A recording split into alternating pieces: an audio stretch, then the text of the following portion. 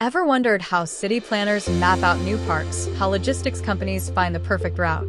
Today, I'm going to show you how to do it for free in just a few clicks using MAPOG. Head over to the story to mapog.com and create a map. Alright, here's the magic. Go to the toolbox in the top right corner and select Measure Distance or Area. To measure distance, just select the measure type as distance.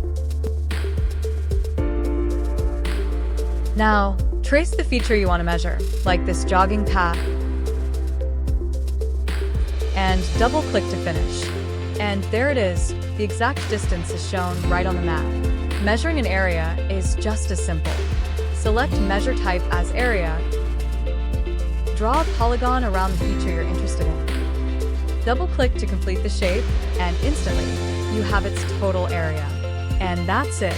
Whether you're in urban planning, transportation and logistics, or environmental management, these tools enable data-driven planning and efficient decision-making. So, stop guessing and start measuring. If you need any help with adding or uploading data, analyzing maps, creating maps, or GIS consultancy, you can write to us at support@theratemaPog.com anytime.